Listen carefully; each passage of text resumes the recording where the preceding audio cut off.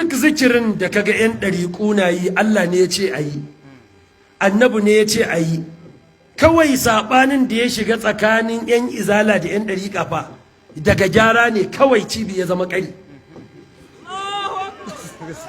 Tsakaninku da Allah waye bai da la ilaha illallah ba? A wanda bai da ita ba da Allah ya tashi ya nuna mana hannunsa yanzu in sayin agaji su daka shi. To baka da la ilaha illallah ba, me zai kawo ka gurin mu? A cikin mu wake inkarin istighfari? Waye bai da salatin manzon Allah ba? Waye bai da tasbihi ba? Waye bai da hasbala ba? Waye bai da hauƙala ba? Kawai matsalar kwara ɗaya ce. Ga yanda Allah ya ce ayi wazkur rabbaka fi nafsika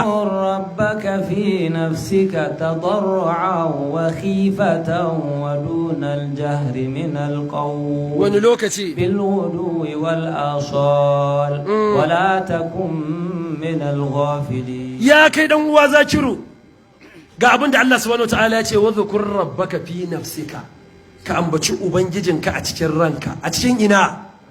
A ina ake ambatan Allah? A zuciya.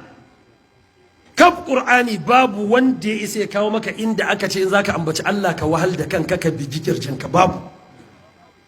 Amma wallahi tallahi Allah ne ya ce a biya la ilaha illallah. Hadisi ya tabbata daga Annabi Muhammad. Wata rana Annabi Muhammad yana zaune cikin majalisarsa, kawai sai Annabi ya kalli Sayyidina Abubakar, sai ya dafa kafadar shi. Ya ce ya Abubakar, zo mu je ka raka ni bayan gari. Sayyidina Abubakar ya raka manzon Allah bayan gari. Annabi ya zo ya tsaya bakin wata tsohuwar rijiya, ya ce wa Sayyidina Abubakar, ga wani dutse can ɗauko min shi. Sayyidina Abubakar ya ce in bacin manzon Allah ne ya bashi wannan umarnin, wallahi dutsen ba zai ɗauku ba saboda nauyinsa. Amma su in manzon Allah ya bada umarni, do or die ne, sam'an wa ta'atan. Sayyidina Abubakar ya ce da kyar na ɗauko dutsen nan saboda nauyinsa. Ina ɗauko shi sai manzon Allah ya ce jefa shi cikin rijiyar nan. Jama'an aka jefa wa rijiya abu mai nauyi, mai take cewa? Ko zindum, ko bum, ko tunjim.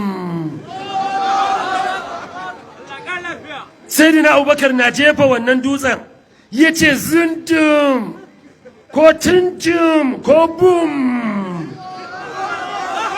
Manzon Allah ya ce zo mu tafi. Annabi ya gaba, Sayyidina Abubakar na bayansa. Annabi ya shiga gidansa, Sayyidina Abubakar ya tafi inda zai ci.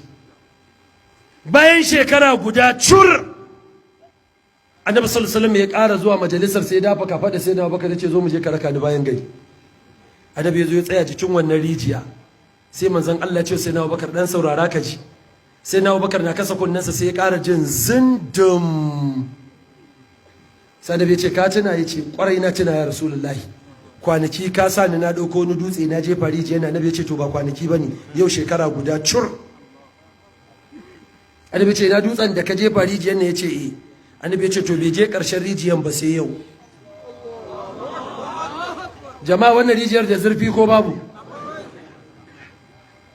Sai na Abubakar ya shiru yana kallon manzon Allah, sai Annabi ya ce mashi duk wanda ladansa bai cika rijiyar nan ba zai shiga aljanna ba, zo mu tafi.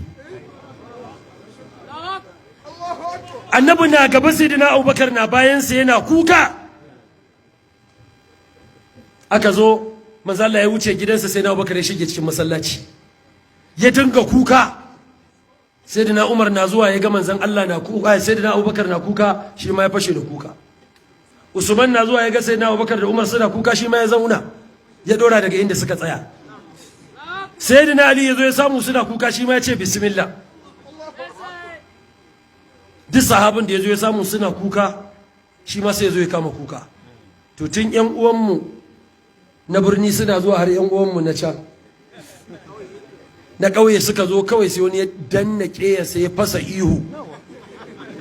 Annabi na cikin gida ya fito lafiya, ya ce ga labarin da Sayyidina Abubakar ya zo mana da shi. Annabi ya ce duk wanda ladansa bai cika rijiyar nan ba zai shiga aljanna ba. Hankalin sahabbai ya tashi. Da manzon Allah ya fahimci sun shiga damuwa, sai Annabi ya ce to Allah ya baku abin da idan kuka faɗi za a baku lada fiye da cikin wannan rijiyar. Suka ce menene shi? Annabi ya ce ita ce la ilaha illallah. Duk mai faɗin la ilaha illallah ƙwara ɗaya sai Allah ya bashi lada fiye da cikin wannan rijiya, in ji manzon Allah. shi yasa da annabi Musa ya tafi ganawa da Allah ya ce ya ubangiji ina so ka ban zikirin da zan dinga maka. Allah ya ce ya Musa qul la ilaha illallah. Ya kai nan Musa dinga faɗin la ilaha illallah. Fa qala Musa ya rab kullu ibadika yaquluna la ilaha illallah. Ya ubangiji duk bayi na faɗin la ilaha illallah, a bani zikirin da zan samu lada mai yawa. Allah ya ce ya Musa law anna samawati sab'a wal ardina sab'a wa amirahunna ghayrak fi kifatin wa la ilaha illallah fi kifatin ma lak bihinna la ilaha illallah. Allah ya ce wa annabi Musa da zaka dauki nauyin sammai bakwai da kasai bakwai da abin da ke cikin sammai bakwai da kasai bakwai da abin da ke tsakanin sammai bakwai da kasai bakwai ka dora akan skeli, ka dauki nauyin ladan la ilaha illallah kwara ɗaya ka dora akan skeli, malaka bihinna la ilaha illallah. Nauyin duniya ba zai kamo nauyin ladan la ilaha illallah ba. Amma ita la ilaha illallah ko ka faɗe ta sai ka san sharuɗanta. Tana da sharaɗi bakwai.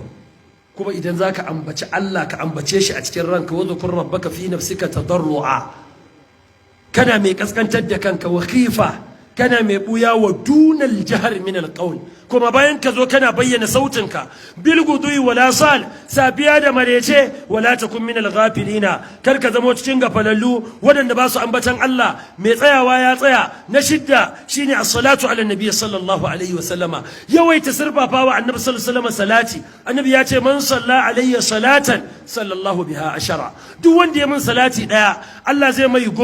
Wata rana wani sahabi ya samu manzon Allah sallallahu alaihi wa sallama, yace ya rasulullah ina so zan sanya salatin kai zama ɗaya bisa ukun addu'a na. Annabi ya ce fa in zitta fa khairul laka, yace zan mai da rabin addu'a ta salatin ka. Annabi ya ce fa in zitta fa khairul laka, yace ya rasulullah zan mai da addu'a ka gaba ɗaya salatin ka. Annabi ya ce izan ya kafi ka hamma, in dai bakin ciki kake fama da shi kana wa annabi salati ba kai ba damuwa babu bakin ciki, in ji manzon Allah. Duk wanda ake bin shi bashi ya rasa yanda zai yi